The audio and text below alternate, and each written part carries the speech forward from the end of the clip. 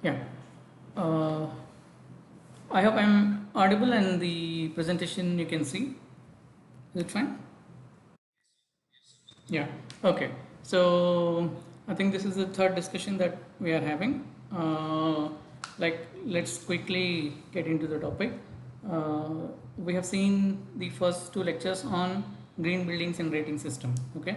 So now what we'll do is we will go into little technical aspects like solar passive strategies, how it is used in the building primarily, and what is the concept of solar passive strategies or passive strategies in general. Okay, so how it is impacting the building, and how architects are using this technology uh, to create better buildings. Okay, so why are we discussing this topic is because if you see uh, the in all the rating systems also, even if we have to do large scale development and if we have to achieve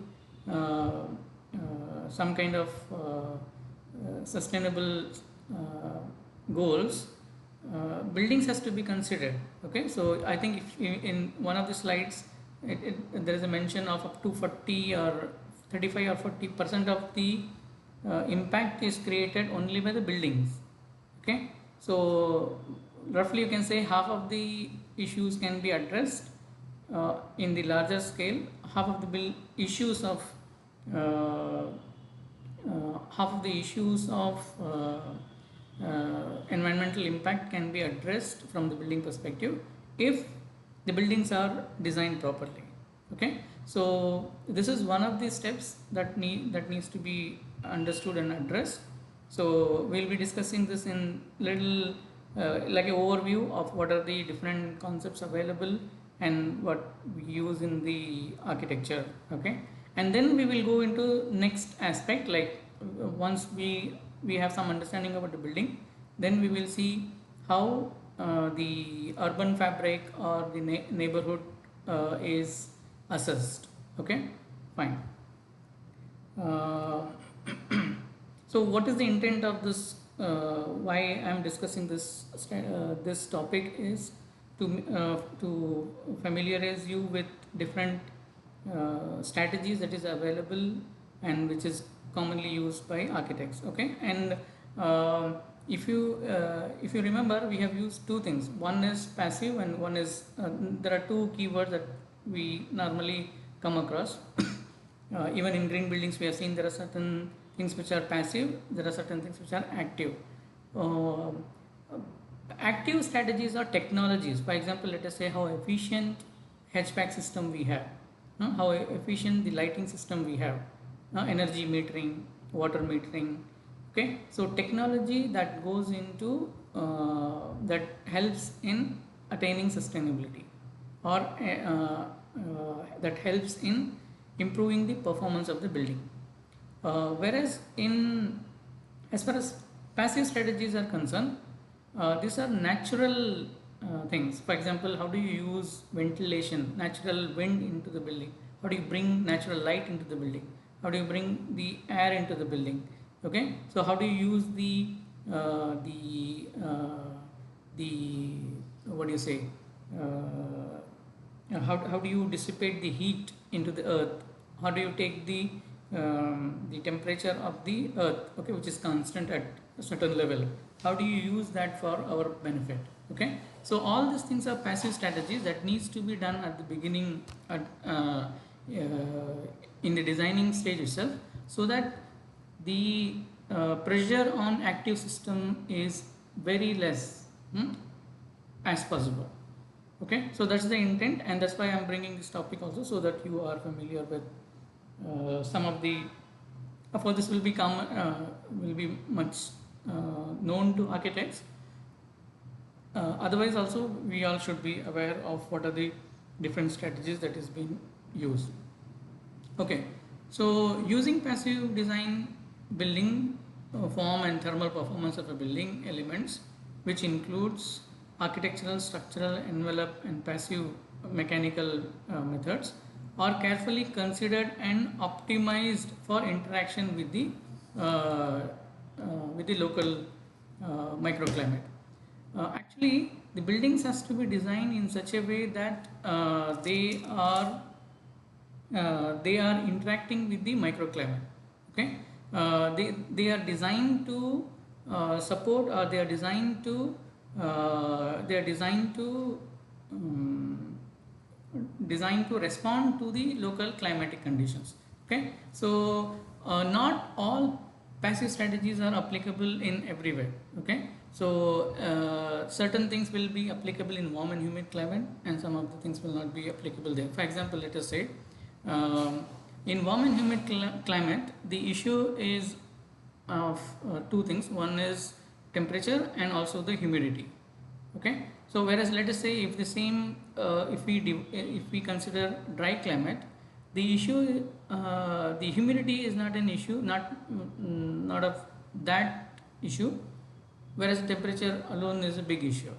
So the strategy that they use and the strategy that has evolved over a period of time for that particular climate is very different from the strategies and concept that has evolved in other climates. Okay, so based on the local microclimate, these strategies are preferred and taken, that we should keep in mind. One. Second thing is the ultimate vision of passive design strategies or passive design is to fully eliminate requirements for active mechanical system. Okay, so we are discussing this from green urbanism perspective. So that means we want to create a built structure. Okay, so which will have less or minimal or zero impact on the environment. Okay, so and also we have seen in all the rating systems as well that every building or every project or every guidelines, they suggest the building should be independent. Okay, it should be self-sufficient in terms of energy, in terms of its dependence on other source of energy to run this building. Okay, so that is one of the crux of this strategy. Okay, how buildings will be independent. Okay, how it can be independently perform, and how these strategies will help in doing that. Then passive solar design strategies comprise important ways of reducing heating, cooling, lighting, energy consumptions of building.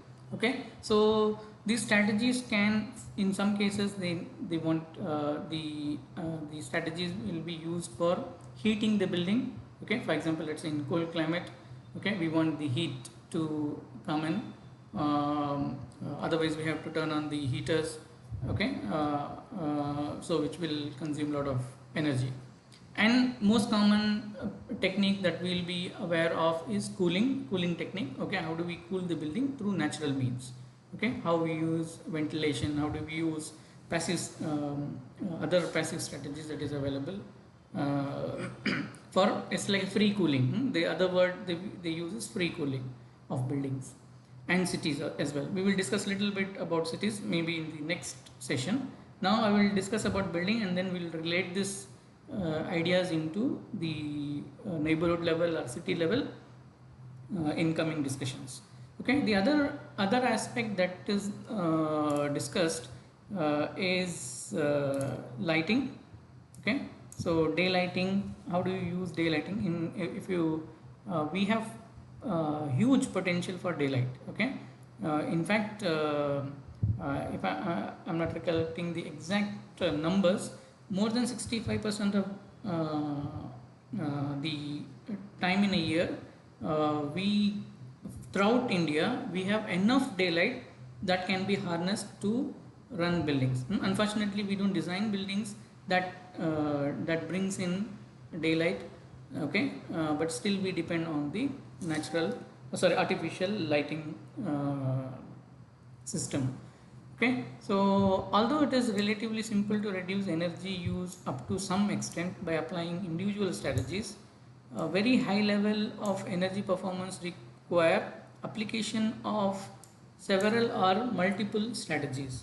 Okay, so when we discuss about passive strategies, it's not one strategy. Okay, so it is a combination of 2 or 3 or 4 strategies put together, and then all that helps in making a building efficient or making a building less dependent on artificial means. Passive design strategies aim to use solar energy, okay, primarily to help establish thermal comfort in building without use of electrical or mechanical equipment. The greatest opportunity for interaction of passive solar design strategies occur at conceptual design level. Okay, this is important that we keep this in mind, uh, and why we will discuss it a little bit. By determining the values of parameters that have critical influence on building performance, such as building form, envelope, and glazing and shading aspects. Designing a building, designing these strategies at the initial stage of project will give us more benefit in the sense we will be in a position to design more correctly, and we will have a flexibility to do this. We will have the flexibility to do this in the initial stage, okay, where nothing has been done on the site, and we have free hand to actually experiment and do it correctly, okay. And later doing it, retrofitting the buildings later on, retrofitting these strategies to fit into existing building, that will be a big issue, okay. Sorry about that. Okay, so we were discussing a little bit on how important it is to consider passive design strategies the conceptual stage, okay. So that we have that flexibility and we have enough time and opportunity to get it done, because these are very critical, this requires very critical assessment, and decisions has to be taken precisely. So doing it in existing will be, so far whatever I have read in the papers, the retrofitting strategies are very difficult. The results are not that not as good as the new strategies it is applied. Okay, so that's one thing that we should keep in mind. I hope you understand the word called retrofitting, right? Yeah. Yes. Okay. Right. Yes. Okay. So, with many passive strategies, there is a trade-off between heating performance and cooling performance. Okay, depending on the climate and depending on the requirement, this has to be chosen. Okay, the building type and operation determines which strategy will have best overall impact on the performance of the building. What we will do is we will go through some of the very common and basic passive strategies that is being discussed, what is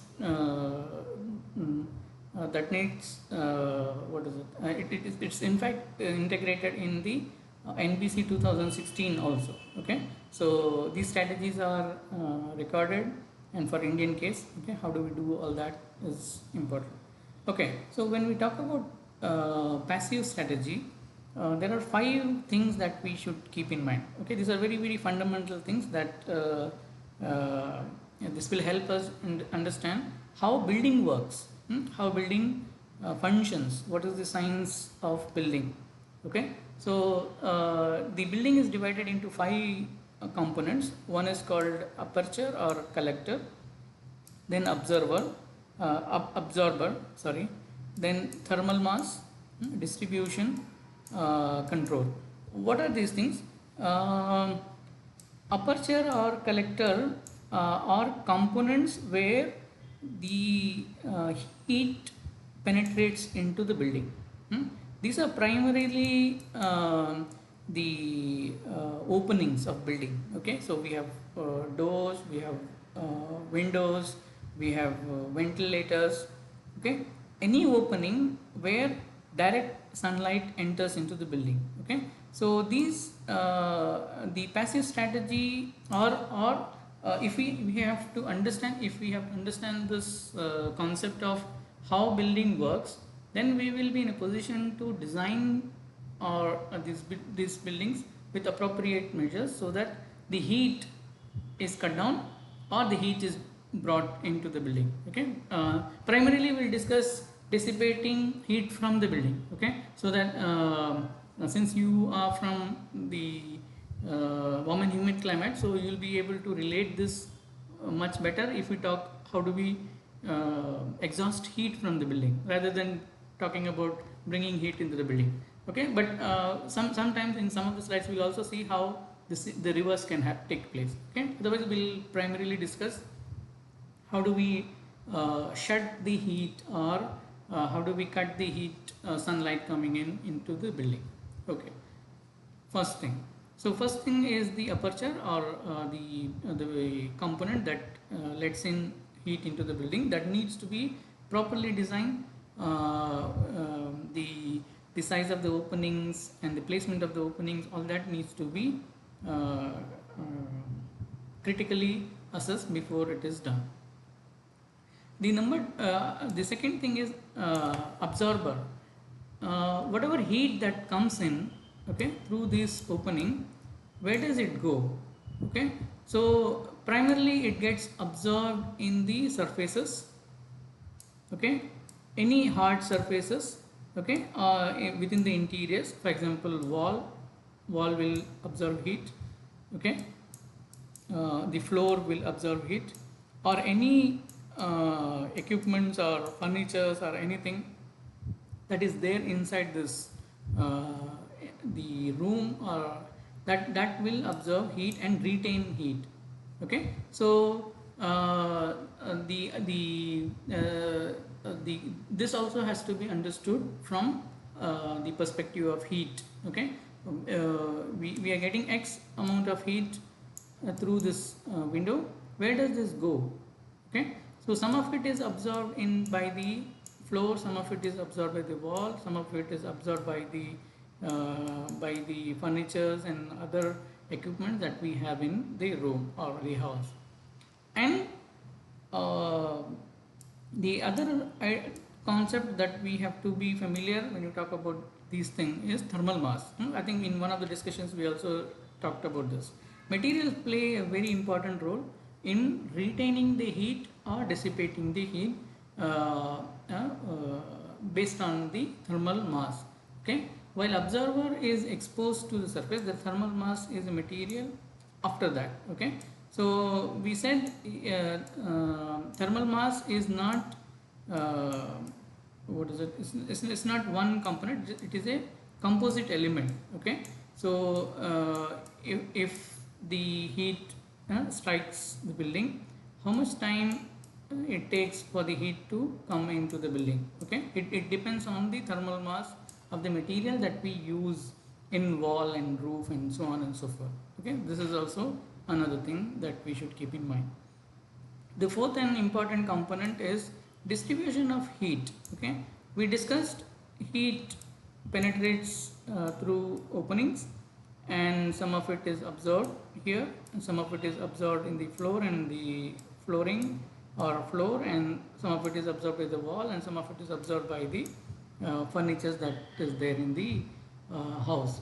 But what happens to the rest of the heat, excess heat? Okay, so that actually circulates around the building, and I think I hope this is common, or you understand this. Heat is transferred in the form through three means. Okay, one is through conduction, convection, and radiation. Okay, so this process, some of the heat is conducted, some of the heat is in convection, or the air inside the room gets heated up. Okay, that's convection.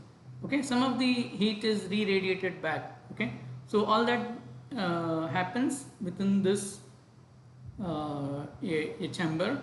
Okay, and if we have understanding of all this, then we will be in a position to take correct decisions in selecting appropriate passive strategies.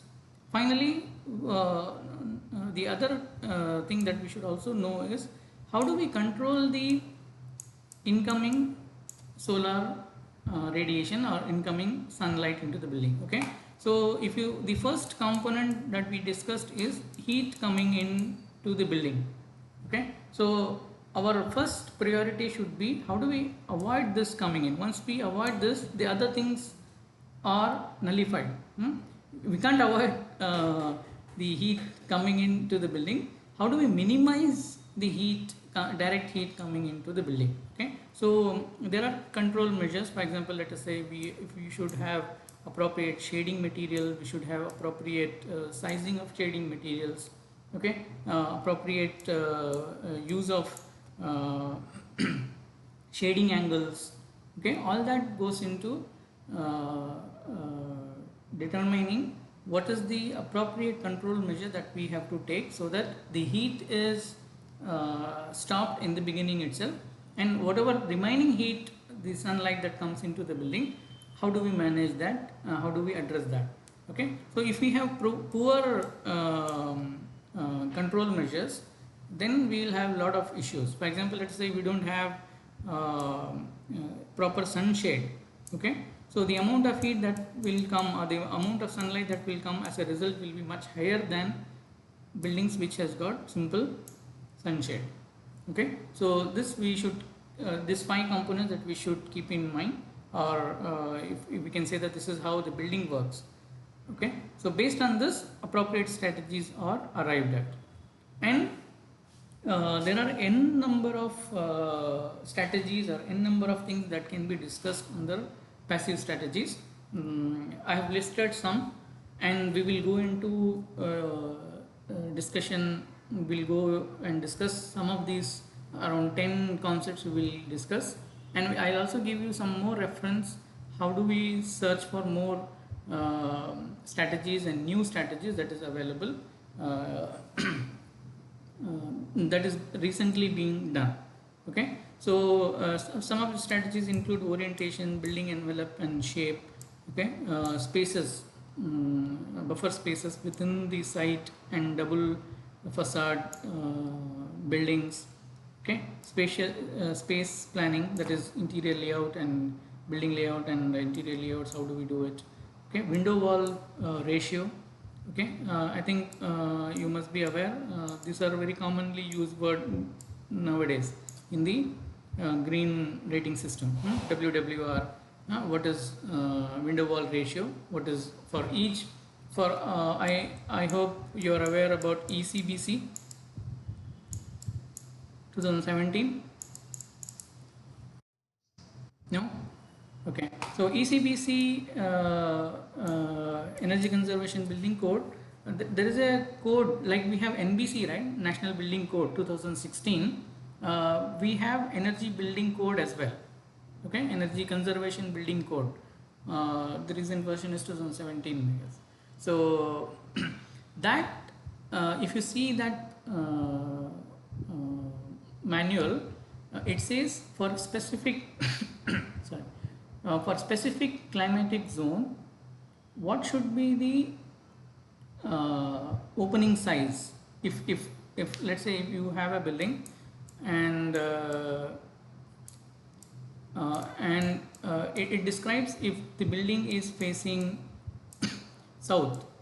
Okay, what should be the WWR? If the building is facing west, not all 4 cardinal directions, it has been discussed, and the size of window, the size of horizontal shading, vertical shading, all that is discussed in the manual. That in fact now all the government buildings are, it is must that ECBC guidelines are followed.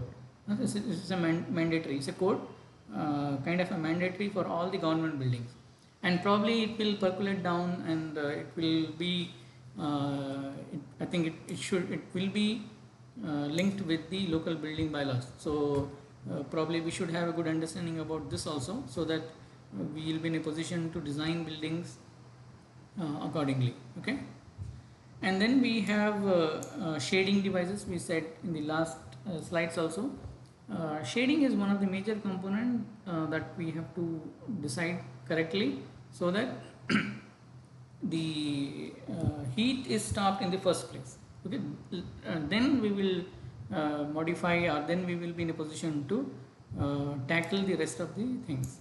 Then we have thermal mass. We talked about it. What is appropriate thermal mass and how do we decide on the material on that. Passive ventilation. What is ventilation? Can anyone define?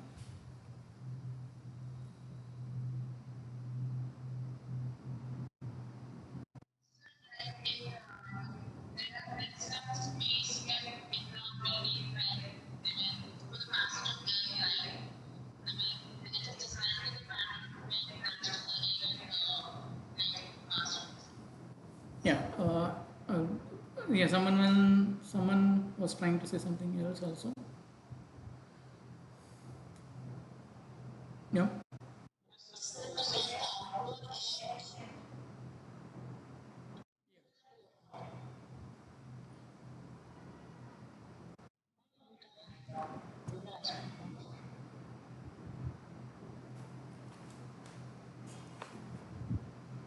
Okay, right. I think we'll discuss it. I think we have more slides to show where we'll discuss in detail. Ventilation is you have to replace, let's say, a X quantity of air is there in this room, okay, and we need Y quantity of fresh air from outside to be brought into this room so that this existing air is flushed out and fresh air is supplied. Okay, so ventilation is this process. Okay, so you bring in fresh air and you displace the uh, the the air that is already there in the room. Okay, there is a it is measured in terms of ventilation rate. Okay, so we'll see what are the different types of ventilation as well and so on. Nocturnal cooling is nocturnal cooling or night cooling is another technique they use.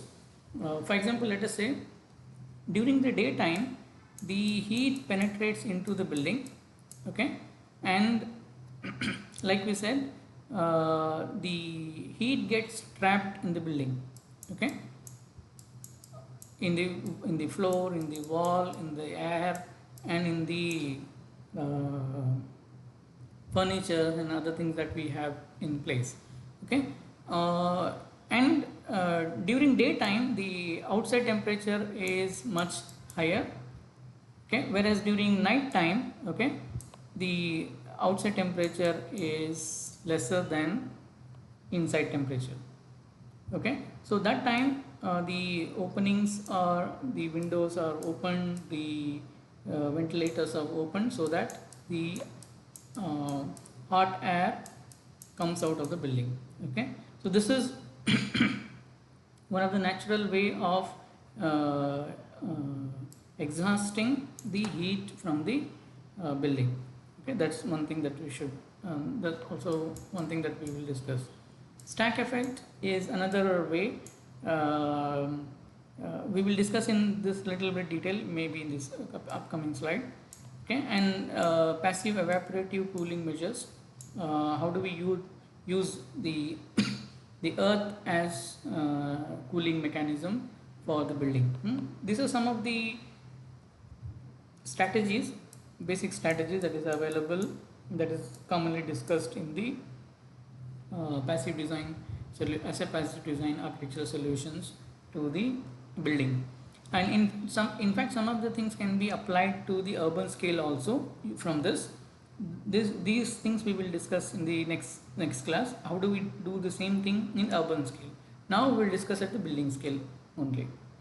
Okay, so building, and we'll go by, I think I have listed some 11 strategies totally. So we will quickly discuss all these 11 strategies and what do we mean by that, and then we'll stop for the day. Okay, so the first component, the first strategy is to design the building envelope in a correct manner. What is an envelope? Envelope is not only the screen. Okay, sometimes we actually discuss the front face that we see is envelope. That's not the case. Actually, that's, if you technically, that will be the external walls. Okay, envelope is not that. Envelope is all the external walls, the roof, okay, and the floor, ground floor slab that we have in hand, and how do we address all this, okay. For example, in our case, heat will come from this wall, heat will come from the roof, heat will come from this side as well, and let us assume this is ground. Heat will not come from this the earth, but heat can be transferred to the earth, okay. So that's why this phase or this uh, uh, plane is also discussed in the envelope, is part of envelope. It should be discussed in the, as a part of envelope. So building envelope constitutes the limit between interior and exterior conditions, and its correct selection is one of the most effective way to minimize the energy consumption related to interior thermal comfort. Yeah, so we all understand that this is the barrier between the external environment to the internal living space that we have. So this has to be properly designed. When the building envelope is conceived as a barrier that protects from exterior condition, thermal transmittance, U value, okay, I think this you must have been hearing this, U value is the most important characteristics of building envelope that has to be decided properly, okay. So U value, how do we determine U value? It's a separate calculation, okay. So for example, wall has 2-3 layers, right? For example, wall has got, let us say, first layer is the paint, okay, external paint, let us assume this is external and internal, okay, the paint that we have, and the mortar, external and internal, and the rest of it is brick, for example, if it is a brick. So the U value is the total transmittance value of this particular component, wall component, okay.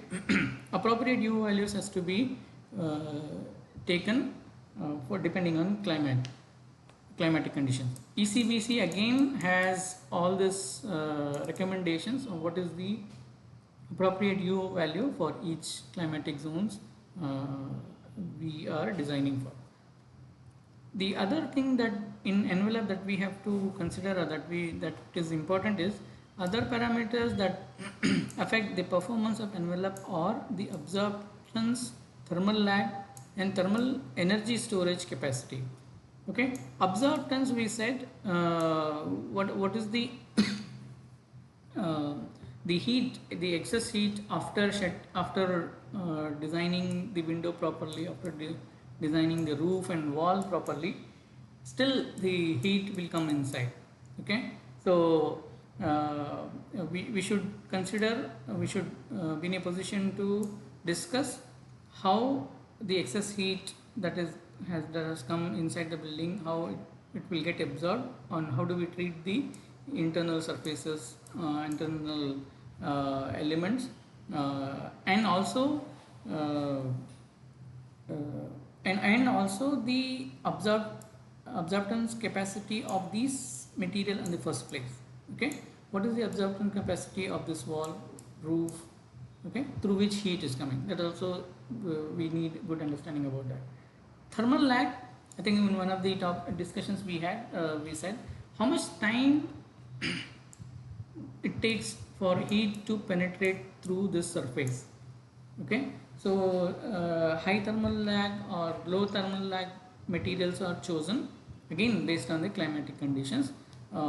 That also plays a very important role in making building efficient. Thermal energy storage capacity, see, when we say heat, it's not directly passing the heat into the interiors, right? It also stores heat for some time, okay. So it will store the heat, let's say the building this surface of the building starts getting heated up around 11 or so in the morning, okay. and it continues to get heated up maybe till evening. Okay, and the heat that has stored in this building, in this wall, either it will let the heat inside the building or it has to shed the heat outside the building. Okay, so this storage capacity also has to be uh, considered properly. Okay, and thermal lag and storage capacity go hand in hand. Okay, so once we have good understanding about thermal lag, then the other topic is also covered in that itself. For translucent surfaces, in addition to their U value, it is necessary to take into consideration the visible transmittance and the solar heat gain. Okay, so maybe if you write exam for Griha or other rating system, this is one of the pet questions, or this is one of the definite questions that will be there in that. Okay, so suppose you have a window like this. Okay, what is the transmittance value? That is transmittance value is what is how much heat will come through this glass. Okay, so VLT, the horizontal shading device, vertical shading device, and the property of glass that is used in the building needs to be properly selected. Okay, so that the solar heat gain is avoided. Again, if you see the first slide, we have seen 5 important components, right? Of that, the first component is aperture, so or the openings. So this opening needs to be designed properly. So that's why what is the appropriate glass to be selected, what is the appropriate shading elements to be selected, all that needs proper thinking. The importance of building air tightness like U value and increases with the severity of climate. Yeah, of course U value will not remain same for all the climate. It depends depending on the climate and the exterior conditions. The U value of material again will vary. So ECBC is one good reference. You should all be familiar what are the things that is discussed. Even this what is the shading angle, what is the shading depth that building should have, all that is discussed in ECBC as well. The second component of designing passive building is building orientation and geometrical properties and ratios. Orientation of building plays a very critical role again, because if we let us say you have a building, and if it is placed if the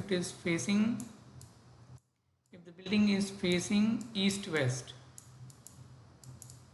longer side is facing east west, so that means we are exposing the longer surface to the direct sunlight for a longer time.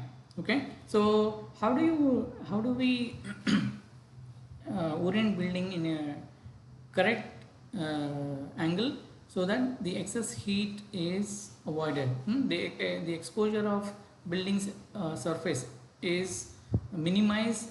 Okay, the direct exposure of sunlight into the building is minimized. Okay, so this is actually closely related with envelopes property. There are other 3 factors that influences building. Okay, orientation, geometry, and the ratio. The thermophysical properties of the building envelope determines heat gain or loss. We have seen this, and its shape determines the size and exchange of surfaces. Suppose we have talked about only in 2D. This is the wall. Okay, what should be the thickness and what should be the U value? That's what we have discussed.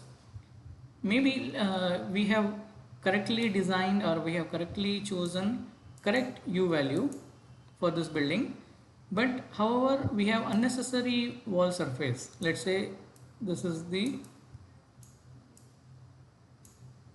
building surface. Okay, now we have long surface that is exposed to the sunlight. Okay, so shape also is important when we discuss this It's not only about the section of the wall, it is also the total surface area that is exposed to direct sunlight. That is also important. That's what has been highlighted here. Like I said, orientation determines what area receives direct sunlight and those that may be affected by wind. Uh, that also needs to be discussed. For example, you must have seen this kind of a chart being used by architects and to define what is the orientation. Okay, so this is called the sun path diagram. Okay, this is summer solstice sun path. Okay, this is winter solstice sun path. What is the date for summer solstice?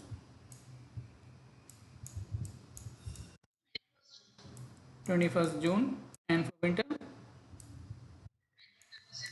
December. Okay, and whatever area between this, okay, the shaded area represents the total sun path throughout the year.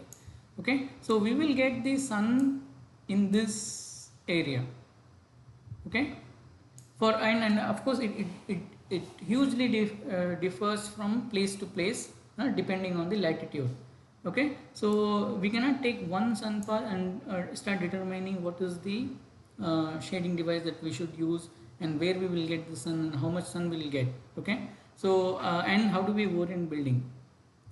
So orientation is one of the parameters, okay, that will have a greater impact.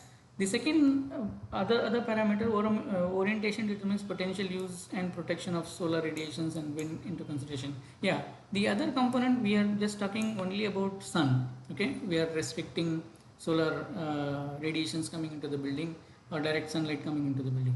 Other thing is if we don't properly lay out our building in a correct way, will be causing more problem by creating hindrance to the natural wind conditions, prevailing wind conditions.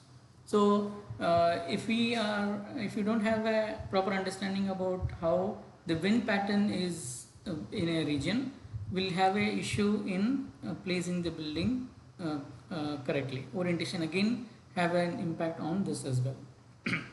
Orientation can be analyzed in 3 levels: whole building, building zone, and glazed area. And this is just for your information. And the other thing that is we have used is orientation geometry we discussed, and the ratio. Okay, for example, the ratio gives an idea of proportion and relationship of the building element. What is the ideal width to length ratio? Okay, this is also important in determining the effectiveness of build form. Okay, so the common word used is aspect ratio. Aspect ratio is a relation between the width of the building versus the lateral surface, the length of the building. Okay, there are many studies done. Suppose if you have aspect ratio of 1:1, and how is it performing, and if you have aspect ratio of 2:1, okay, not being this side, okay, how it impacts the shading, how it impacts the other indicators, all that. There are many such studies being done on identifying or commenting on what is the ideal aspect ratio. Okay, so even in some of the discussions, it's a what do you say, it's a kind of a thumb rule. Suppose if you are given a plot and you have to quickly come out with an ideal volume of the building, so you should know that, okay, you can we go for 1:2:1 or 1:2, or what is the ideal width to length ratio of building that needs to be worked out, because that will have an impact on the overall performance of the building. The ratio in conjunction with height and roof can determine building shape. Okay, so I have put a reference material here. Okay, so suppose if somebody is interested in knowing more detail about this, what you can do is you can read about there is a paper by name Impact of Some Building Passive Design Parameters on Heating Demand of a Cold Region. It's one of the publications where you can see how uh, the uh, the aspect ratio should be considered. They have worked out a this is taken from this paper only. Okay, so how what are the details of aspect ratio, how do we determine that, that is clearly discussed in this. The second component of passive design strategy that that is very common is shading of buildings, openings and so on. The most effective method of cooling building is to shade window, wall and roof from direct solar radiations. Okay, so this we should understand that, see, we are trying to block the problem in the beginning stage itself. That means we are trying to avoid solar radiation. Okay, so this is one of the most important criteria again, to this will help so that we are in a position to reduce the heat coming in the first place. And there are two ways of doing it. One is external shading and internal shading. There are various methods of shading. Porch is also one method, and in fact impact of vegetation on buildings can also is also another way. Okay, so and also the shading is not only done in the external surface, it's also done in the other surface as well. Okay, so I don't think we have to go into this much detail, but you understand that there are shading. When you say, we understand only probably like this. Okay, only sunshade. Okay, but we have other things of shading. Okay, we have horizontal louvers, we have vertical louvers. In fact, I think that is the example is not given. We have a combination of horizontal and vertical louvers as well. There's one architect in the team, right? Can you name what is it called? The combination of horizontal and vertical louvers are called? No idea. Okay, okay, fine. So you please understand that there are shading, the importance of shading in the building and how it will have a role to play. Fourth component is ventilation. Okay, so we talked about ventilation. It is to flush out, bringing in the natural air and flushing out the air that is already there in the building. Okay, that's one thing that is important criteria in this. Passive ventilation is when air is exchanged in the building through the openings using stock or wind pressure. There are two types. What is the main purpose is to maintain minimum air quality, remove heat, and to provide the air that we can feel. Okay, that's the intent of having ventilation. So ventilation can be done in three ways. One is stock ventilation, cross ventilation, night ventilation. This one we all know. Cross ventilation is you have an opening on one side of the room and you have opening on the other side of the room where the air comes in and goes out.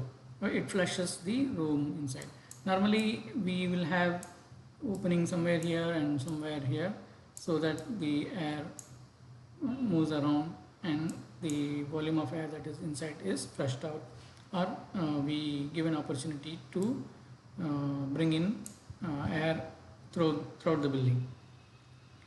The other two type is stock ventilation. Stock ventilation is where air is driven through the building by vertical measures. Differences is developed by buoyancy effect. Okay, so anyone is aware of what is buoyancy? Thermal buoyancy?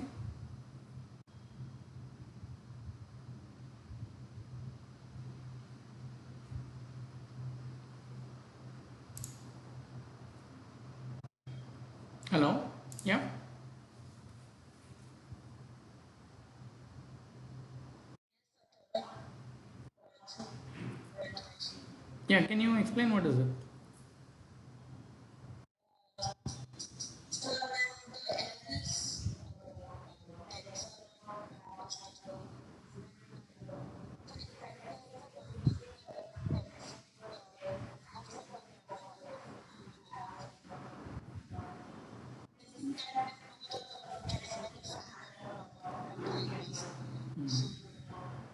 Okay. Yeah, actually, yeah. Actually, the tendency of air is if the air is warm, it will raise up. If the let us say this the air is warm here, okay, that means the air will rise up, okay, because it will lose its moisture, okay, whatever little moisture it has, it will lose its moisture, and the air will be thin, okay, and it will start raising up, okay. And at the opposite of it, if the air has got a lot of moisture, okay, because of its coolness in the sense it has some moisture in it, that's why the air is cool. And since it has moisture in it, it is heavier. It will it the it's heavier, and it will try to settle down, or it will try to stack here only. However, buoyancy is, we have cold air here, okay, and hot air here, and this temperature difference pushes or brings more air into the building, okay. And suppose if we have an opening here, the hot air will rise and it will leave the building. This pressure will create an effect called buoyancy, where hot air will tend to rise up and it will try to leave the building, okay, and cold air is sucked into the building, okay. So this concept is used in stack effect, where temperature difference it is primarily dependent on temperature, okay. So the room temperature that is inside, okay, what is the temperature difference that is in this area, so that it will act as a stack. The warm air inside the building is less dense than the cool air, and thus it will try to escape from the openings up in the higher places. Cross ventilation we have seen, okay. So wind induced ventilation uses pressure generated by the building by wind to drive the air through openings in the building. It is most commonly realized as cross ventilation, where air enters in one side and leaves the building on the opposite side. Okay. Similarly, we have a third type of ventilation within the overall concept. It's called night ventilation. During daytime, the external temperature is higher. Okay, so the air outside is higher. So we don't want this air to come in. Okay. Whereas in the night time, there's no sun. Okay, the temperature is slightly lesser, okay, and in fact the heat that has come into the building, okay, from morning to evening is inside, okay, it's trapped inside this volume, so that needs to be flushed. So it's you just by opening the windows in a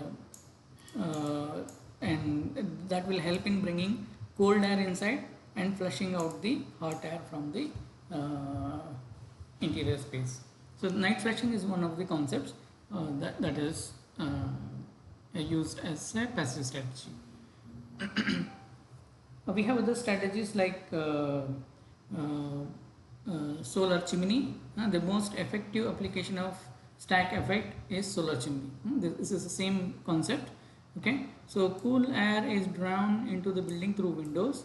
Okay, it is drawn to bottom of the solar chimney and ventilation, and because of the direct heat, if this place is heated up, it will start sucking the air.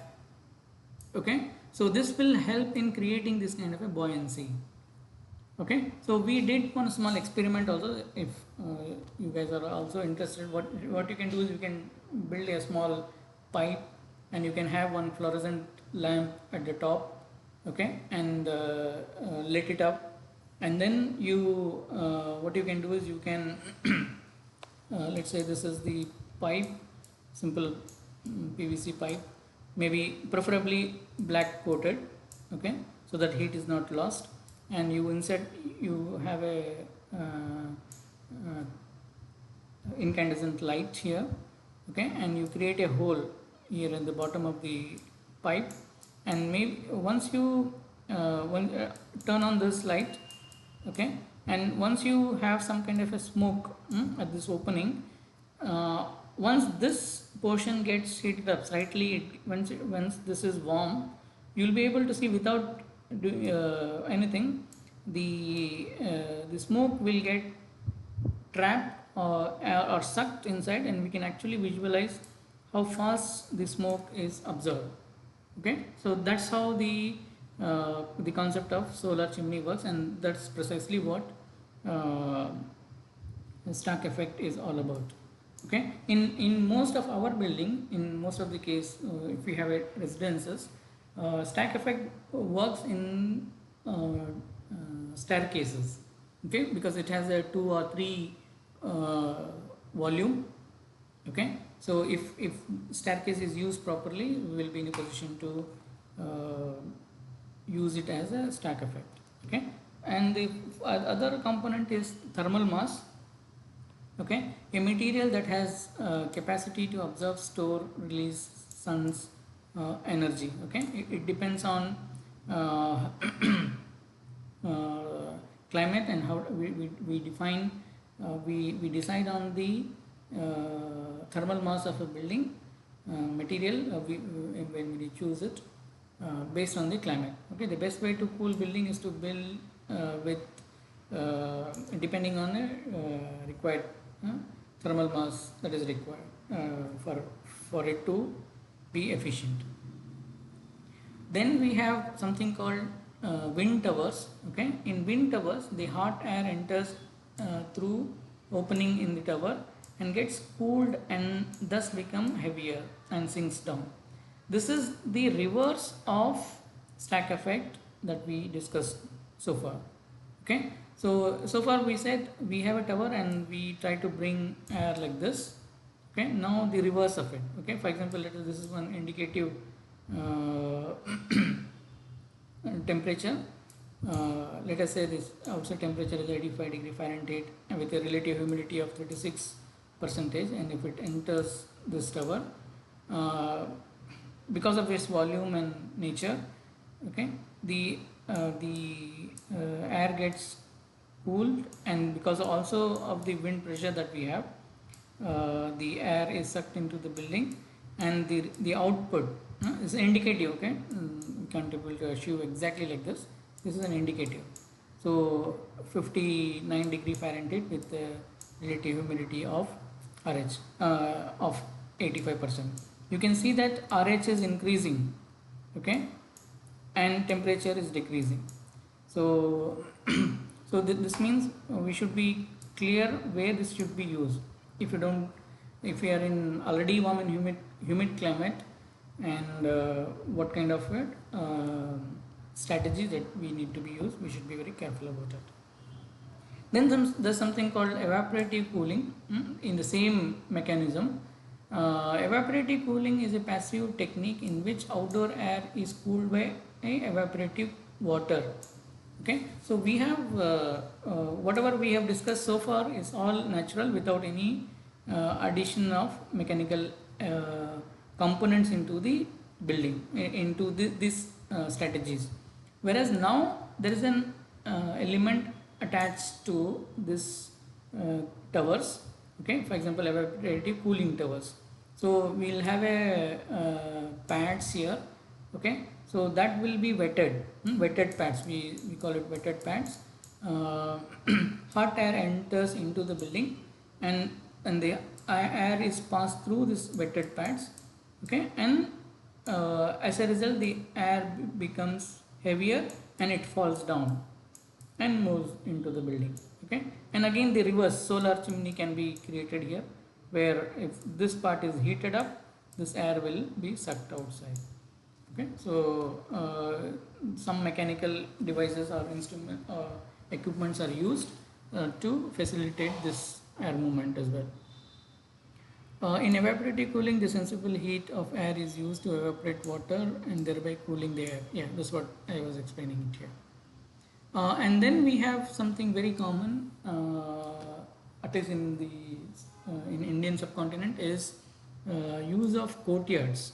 Okay, so courtyard also works in the same way, in a broader concept of stack effect, where the surface of the surface of the courtyard is heated up and the warm air goes up. Okay, so if we have cross ventilation, this will help in sucking the air, because the because of the pressure that is created here, positive pressure that is created here, the air will be sucked in and it will help in convection of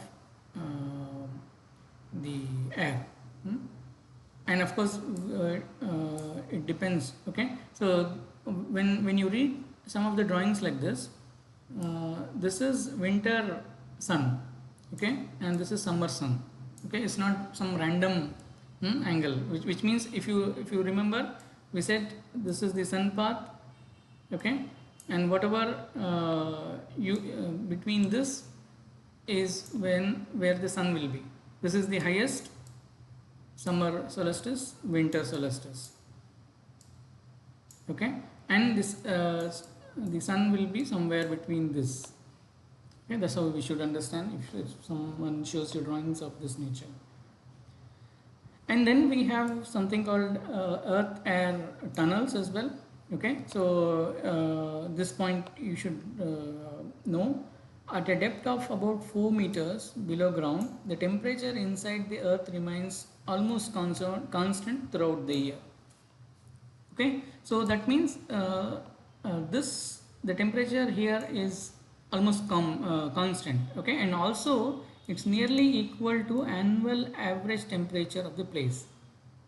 Okay, so during summers, okay, let's say the outer air is warmer, okay, hotter, then the pipe system is done below 4 meters, and sometimes we have motors fixed here to suck in air.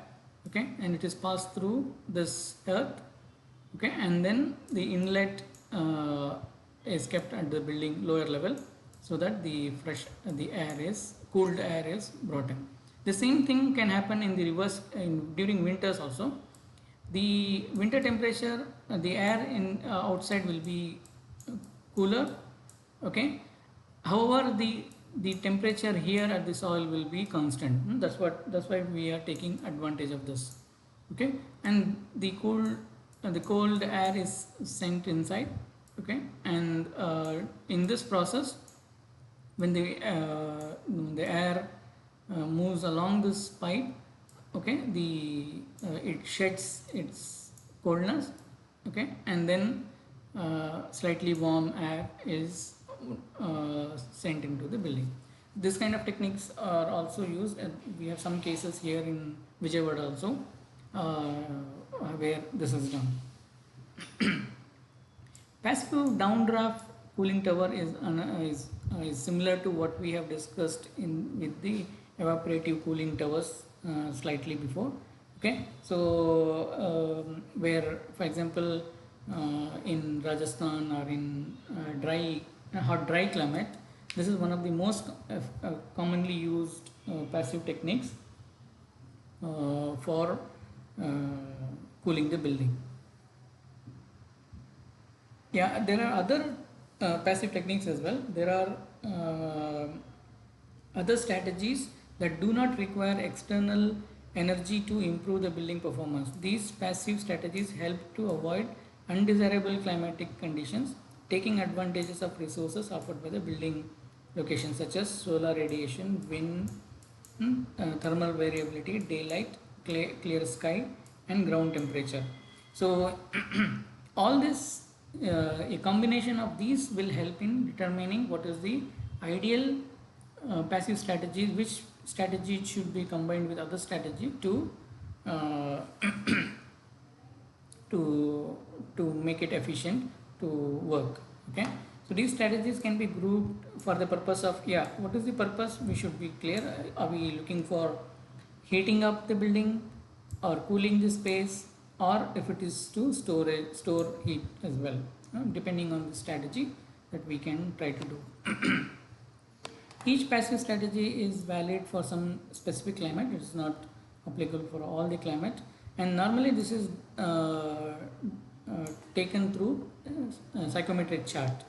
Okay, so there is a small tool called Climate Consultant. Maybe we can quickly go through if we have time. Uh, or what I suggest is, maybe I will keep this discussion for next class because I'm running out of time. Okay, so we will discuss a little bit about psychometric chart and climate consultant. How do we use climate consultant to come out to get what is the appropriate strategies that we can, passive strategies that we can use. Okay, so maybe I will take this up in the next discussion. Okay, so nevertheless, to obtain more precise idea about improvement of energy performance of the building, it is necessary to carry out total energy simulation as well. Okay. Okay, this is all about passive strategies that we have in hand and how we can use it. I have put some more things. Maybe if you are keen, okay, later on what you do is, if you are fascinated about one aspect of this strategy, you can go in detail and read these references that I have put it up here. Okay, first reference is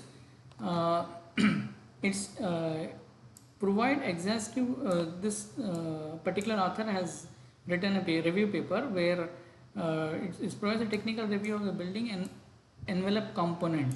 Okay, envelope component, in a sense, if you want to know about wall, okay, different types of wall can be designed. Trombe wall, I'm not sure whether you are aware of the word. Ventilated wall, glazed wall, fenestration technologies, including aerosol vacuum glazing, or basically, how do you understand this?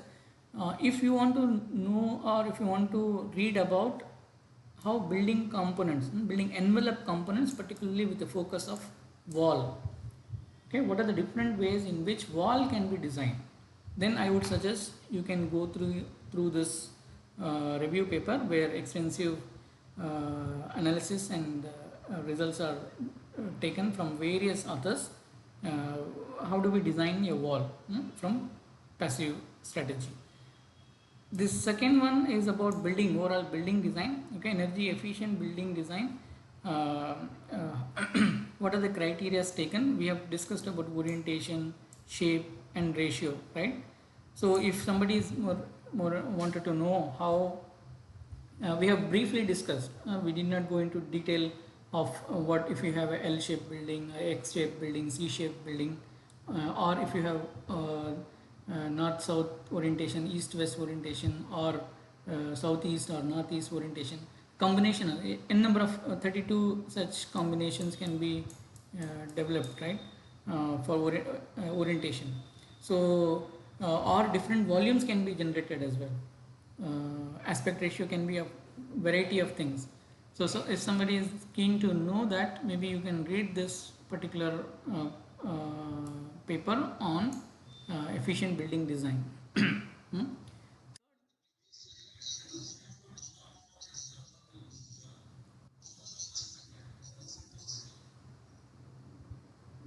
This one, climate concern. Yeah. Yes. No, it is not a person. It is a tool. In fact, I wanted to give a demo actually, but I think it will take another 15-20 minutes time to discuss that. Yeah, I will take it up. I will take this slide in the next class. Yeah, we'll go into this climate consultant and we'll see how we can take out some understanding. Yeah. Um, Yes, yes, yes. I will be sharing the PPT as well. You can, I'll do that. Yeah, yeah. So second reference is about building design. Third reference is about some, if you are looking for zero energy solar homes.